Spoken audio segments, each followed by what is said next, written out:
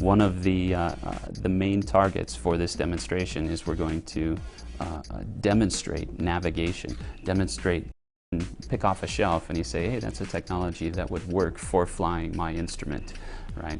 The solar sails that have flown before have only been, to demonstrate the concept of solar thrust and solar propulsion. But what we're aiming to do is take that in the next step and go into navigation and actually fly to someplace useful that only a solar sail can do.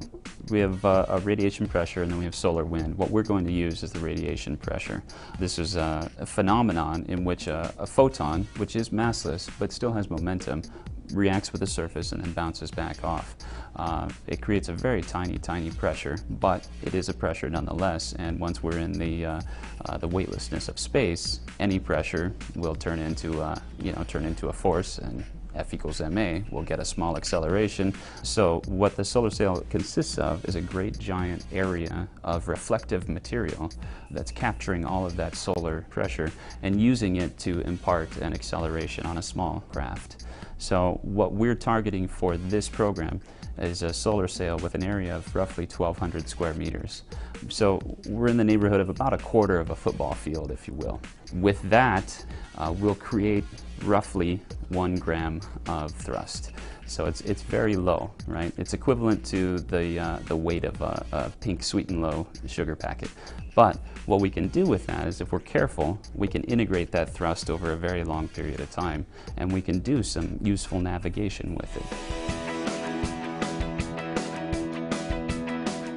The solar flares from the sun obviously wreak havoc, or can wreak havoc, on the satellites and even the power grid on the Earth.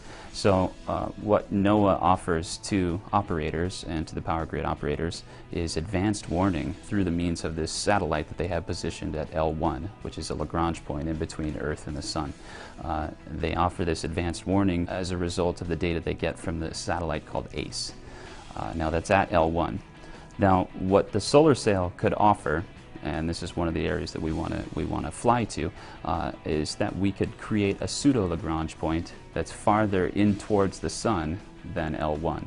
We'd actually double the distance from the Earth as ACE is. So if they have X minutes of warning time from ACE, we could double that, and we could offer satellite operators and power grid operators twice the warning time. The Lagrange point exists because this Earth is pulling on it, the sun's pulling on it, and there's a centripetal force that's swinging it out away from the sun too. So it's the amalgamation of those three forces that create that gravitationally neutral point. Now we're going to offset some of that sun's gravity with that 1 gram of thrust, and we can fly a little closer to the sun and create that extra neutral point there, and we'll be a little farther in.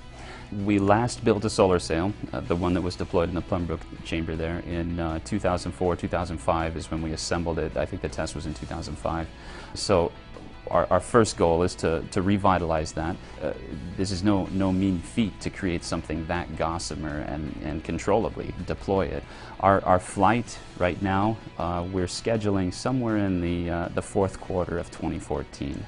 Now the flight is supposed to be on a secondary Falcon 9 GTO launch, hopefully. Falcon 9 has cleared the tower. We would take any other secondary flight we can get, but the GTO launch offers us some unique capabilities for the demonstration.